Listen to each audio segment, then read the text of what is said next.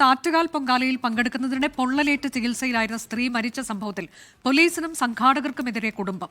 അടുത്തടുത്ത് അടുപ്പുകൾ കൂട്ടിയതാണ് പൊള്ളലേൽക്കാൻ കാരണമെന്ന് മരിച്ച വിജിഷയുടെ കുടുംബം ആരോപിച്ചു. വിഷയം പോലീസിന്റെയും സംഘാടകരുടെയും ശ്രദ്ധയിൽപ്പെടുത്തിയെങ്കിലും നടപടിയെടുത്തില്ല എന്നും കുടുംബം 24-നോട് പറഞ്ഞു.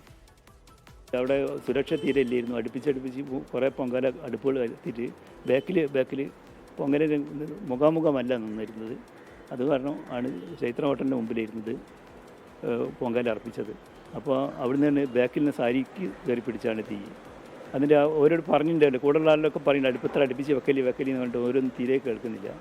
എന്നിട്ടും അവർ അടുപ്പിച്ച് അത് നിയന്ത്രിക്കാനൊന്നും ആരും ഉണ്ടായില്ല.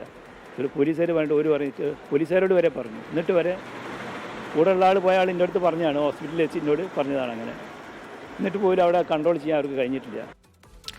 കോഴിക്കോട് വെസ്റ്റ് ഹിൽ സ്വദേശി വിജിഷയാണ് മരിച്ചത്. തമ്പാനൂരിൽ വെച്ച് പൊങ്കാലയ്ക്കിടെ തീപ്പൊള്ളലേൽക്കുകയായിരുന്നു. വർഷ ഗിരീഷ് വിവരങ്ങളുമായി. വർഷ, ഈ പൊങ്കാലയ്ക്ക് എത്രയോ വർഷങ്ങളായി നടക്കുന്നതാണ്. ഇങ്ങനെ ഒരു അനാസ്ഥയെക്കുറിച്ച് അല്ലെങ്കിൽ ഇങ്ങനെ ഒരു സംഭവം ദുഃഖകരമാണ്. അത്തരം സംഭവമൊന്നും ഇതിനു മുൻപ് ഉള്ളതായി നമ്മൾ കേട്ടിട്ടില്ല.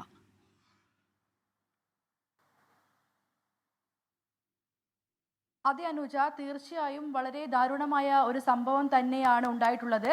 കൃത്യമായി പോലീസിനും സംഘാടകർക്കുമെതിരെ ആരോപണവുമായാണ് കുടുംബം രംഗത്ത് വന്നിരിക്കുന്നത്.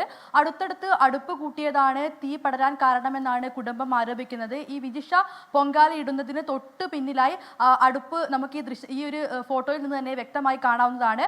അതിൽ നിന്നാണ് തീ പടർന്നിട്ടുള്ളത്. ഇക്കാര്യം തൊട്ടടുത്ത് അടുപ്പുകൾ കൂട്ടുന്ന കാര്യം പോലീസിനെയും സംഘാടകരെയും അറിയിച്ചുവെങ്കിലും ആരും അത് പരിഗണിച്ചില്ല എന്നുള്ളതാണ് ഒപ്പം പോയവർ, വിജിഷയോടൊപ്പം പോയവർ പറഞ്ഞത് എന്നാണ് വിജിഷയുടെ ഭർത്താവ് ദിനേശ് ഇപ്പോൾ 24-നോട് പറഞ്ഞിരിക്കുന്നത്. എന്തായാലും വലിയ അനാസ്ഥ ഉണ്ടായി എന്നാണ് കുടുംബം ആരോപിക്കുന്നത്.